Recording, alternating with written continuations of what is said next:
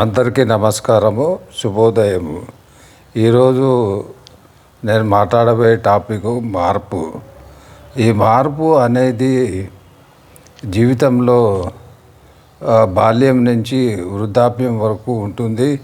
మరియు ఉద్యోగ జీవితంలో కూడా మీరు చిన్నపిల్లలుగా ఉన్నప్పుడు మీరు తల్లిదండ్రుల డిసిప్లైన్లో ఉంటూ చదువుకుంటూ ఉంటారు. అప్పుడు మీరు ఏ వృత్తిని నిర్ణయించుకోవాలి అనేది స్పష్టత ఉండదు. ఒక వయసు అడల్ట్ స్టేజ్కి వచ్చాక, ఒక కాలేజీ 10th క్లాస్ పాస్ అయ్యాక అప్పుడు మీరు డిసైడ్ చేసుకుంటారు. అయితే మీ తల్లిదండ్రుల కోరికలు ఒక విధంగా ఉంటాయి. వాళ్ళు అంటారు, నువ్వు డాక్టర్ కావాలి, ఇంజనీర్. అవన్నీ పాతకాలపు మోటివేషన్స్. వాళ్ళు ఏదో వాళ్ళ అనుభవాలని మీ మీద రుద్దాలని చూస్తారు. కానీ నేటి సమాజంలో పిల్లలు వాళ్ళకి ఇష్టమైన వృత్తిని తీసుకుంటున్నారు. అలాగే చేసుకుంటూ కాలమానవ పరిస్థితుల ప్రకారము, సామాజిక పరిస్థితుల ప్రకారము అవసరమైతే మార్పు చెందుతూ ఉంటారు. ఇంతకుముందు మీరు చూడండి, ఇంజనీరింగ్ గ్రాడ్యుయేట్స్, సివిల్ ఇంజనీరింగ్ కానీ మెకానికల్, వీళ్ళంతా మ్యానుఫ్యాక్చరింగ్ సైడ్ ఉండేవాళ్ళు. ఎప్పుడైతే సాఫ్ట్వేర్ వచ్చిందో అందరూ సాఫ్ట్వేర్కు సంబంధ ఆటోమేషన్ వచ్చేసింది. అయితే 30 సంవత్సరాల కింద ఉన్న ఉద్యోగాలు ఇప్పుడు లేవు. కాబట్టి ఉద్యోగాలు కూడా మార్చుకోవాల్సి వచ్చింది. అప్పుడు ఉద్యోగస్తులు చాలామంది వాళ్ళ యొక్క ఉద్యోగాలను మార్పు తెచ్చుకున్నారు. ఆ తర్వాత ఈ ఉద్యోగ జీవితంతో కొంతమంది ఒక 10 సంవత్సరాలు చేసి ఉద్యోగంలో సరి అయిన గ్రోత్ ఉందా లేదా చూసి మళ్ళీ వేరే ప్రొఫెషన్కు షిఫ్ట్ అవుతారు. ఇలా మార్పు అనేది అవసరం మనిషికి. ఎందుకంటే ఒకటే మూసలో ఉంటే మనిషికి ఏమీ అర్థం కాదు. ఎందుకంటే రోజు రోజుకి సాంకేతికత పెరుగుతూ ఉంది. సమాజంలో అవసరాలు పెరుగుతున్నాయి. సమాజంలోని సమస్యలు పెరుగుతున్నాయి. ఇక ఆ తర్వాత వివాహం చేసుకున్న తర్వాత మార్పు రావాలి. ఎలాగా? భార్యాభర్తలు ఇద్దరు ఉద్యోగస్తులు అయితే వాళ్ళ సంపాదన, తర్వాత ఖర్చులు, వాటిలో కొంత మార్పు వాళ్ళు తెచ్చుకోవాలి. ఒకరినొకరు అండర్స్టాండ్ చేసుకొని కుటుంబానికి ఎంత కావాలో, ఎంత అవసరమో. ఇప్పుడు బ్యాచిలర్గా ఉన్నప్పుడు ఎంతో ఖర్చు పెడుతూ ఉంటారు. మ్యారేజ్ అయినాక కొంత డబ్బుల్ని సేవ్ చేయాల్సి వస్తుంది. కాబట్టి అట్లా అని నేనేమి అనను. సరదాలు తెచ్చుకోవాలి, అప్పుడప్పుడు హోటల్కి వెళ్ళాలి, విహారయాత్రలకు వెళ్ళాలి. కాకపోతే బ్యాచిలర్స్గా ఉన్నప్పుడు పెట్టిన ఖర్చులు, ఆ విషయంలో మార్పు రావాలి. ఆ తర్వాత పిల్లలు పుట్టాక, ఆ పిల్లలు పుట్టిన తర్వాత కూడా మీ యొక్క ఖర్చుల్లో మార్పు రావాలి. ఈ మార్పులు కంపల్సరీ. ఒకవేళ మీరు మారలేదంటే అప్పులు అవుతాయి. అప్పుల వలన చాలా ఇబ్బందులు పడతారు. ఇక ఆ తర్వాత పిల్లలు పెద్దగా ఉద్యోగాల్లోకి వస్తారు. అప్పటికి మీ వయసు 50 పైన వస్తుంది. అయితే ఒకటే నేను చెప్పేది, ఆ టైంలో పిల్లలు సంపాదిస్తున్నారు కాబట్టి మీరు మీ మనసును మార్చుకోకూడదు. మీలో ఎటువంటి మార్పు రావాలంటే మీరు మీ సంపాదన మీద, మీ ఉద్యోగం మీద వచ్చే డబ్బులతో వాళ్ళ మీద ఆధారపడకుండా మీరు మీ భార్య అంటే భార్యాభర్తలు ఇద్దరు మీ సంపాదన మీద ఖర్చు పెట్టుకుంటూ ఉండాలి. ఎందుకంటే పిల్లలు అప్పుడే ఉద్యోగాలకు వస్తారు. కొంతమంది పెళ్ళైన వాళ్ళు ఉంటారు. వాళ్ళకుంటే కోరికలు, వాళ్ళకుంటే అచ్చట ముచ్చట. కాబట్టి వాడు సంపాదిస్తున్నాడు కదా, నాకు డబ్బులు ఇవ్వగలనా అనే రూల్ అనేది పెట్టుకోకండి. అలా పెట్టుకొని ఎక్స్పెక్టేషన్స్ పెట్టుకుంటే మీరే చాలా ఇబ్బంది పడతారు, ఆ తర్వాత బాధపడతారు. ఇక ఈ స్టేజ్ దాటాక పిల్లలు సెటిల్ అయిపోయారు, మీకు ఒక వయసు వచ్చింది 60 సంవత్సరాలు. అలాగా ఇక్కడ కూడా మీకులో మార్పు రావాలి.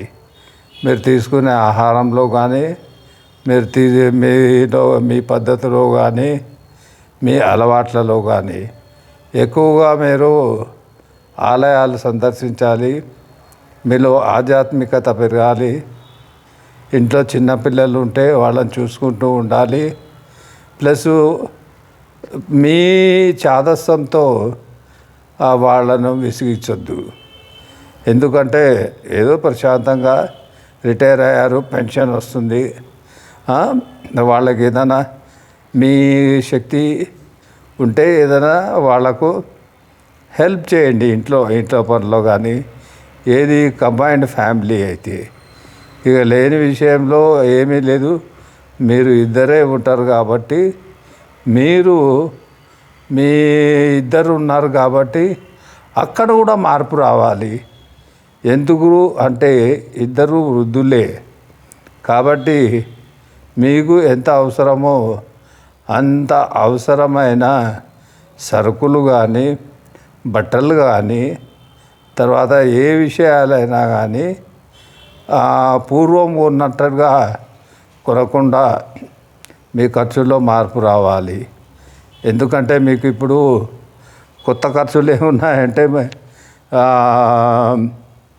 మందుల ఖర్చులు, వృద్ధాప్య సమస్యలు ఉంటాయి, అవి అందరికీ కామనే. కాబట్టి మార్పు అనేది జీవితంలో చిన్నప్పటి నుంచి, తర్వాత చిన్న యవ్వనంలో తర్వాత మళ్ళీ వచ్చేసి వృద్ధాప్యంలోనూ ఈ విధంగా మారుతూ ఉంటే కానీ జీవితాన్ని సరిగ్గా గడపలేరు. కొంతమంది వృద్ధులు ఉంటారు, వాళ్ళు పాపం ఏమంటే ఏదో ప్రైవేట్ ఉద్యోగాలు చేసి ఆ తర్వాత పెన్షన్ రాక ఆ పిల్లలు ఏదో డబ్బులు పంపిస్తే ఆ డబ్బులతో జీవితాన్ని గడపాలని చూస్తారు. వాళ్ళు కూడా కొంతకాలమే పంపించగలరు, ఆ తర్వాత అంటారు ఈ ఖర్చులు తగ్గించుకోండి, ఆ ఖర్చులు తగ్గించుకోండి అని. అప్పుడు మీకు బాధ కలిగిండొచ్చు. బాధ కలిగినప్పుడు ఏం చేస్తారు, లేని అదంతా పెద్ద ఇది అవుతుంది. కాబట్టి నేను అనేది, మీరు పెన్షనర్ కావచ్చు, నాన్ పెన్షనర్ కావచ్చు, ఒక క్రమశిక్షణతో ఫస్ట్ మీ ఆరోగ్యానికి సంబంధించిన సరిపోయే డబ్బు, ఆహారానికి ఒక 10-20 సంవత్సరాలకు సరిపోయేటట్టుగా పెట్టుకొని, ఎప్పుడన్నా అత్యవసరం అయితే పిల్లలు వాళ్ళే మీకు చేస్తారు. వాళ్ళు చేయరని కాదు, మీరు అడగకుండా చేస్తారు.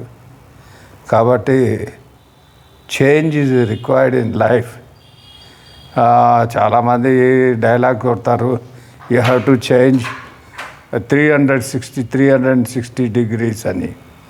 ఇవన్నీ ప్రొఫెషనల్గా చెప్పేదానికి చాలా బాగుంటాయి, కానీ ఆ ప్రొఫెషనల్లో ఏంటంటే ఎవరైనా ఒక ఎంప్లాయీ ఉండి వాడి పర్ఫార్మెన్స్ కొంచెం సుమారుగా ఉంటే, అంటే ఒక 60% ఉంటే 100% కావాలంటే now you have to change 360 degrees అని అంటారు. ఇంకొక విషయం ఏంటంటే, మెయిన్గా వ్యసనాల దగ్గర ఈ కాలంలో ఎట్లా ఉందంటే, ఒక వయసు రాగానే 50 సంవత్సరాల వరకు, అంతకుముందు ఈ వయసులో ఉన్నప్పుడు యవ్వనంలో కొన్ని అలవాట్లు ఆటోమేటిక్గా వస్తాయి. ఏమంటే ఎక్కువగా మద్యం సేవించడము, స్మోకింగు, ఇవన్నీ.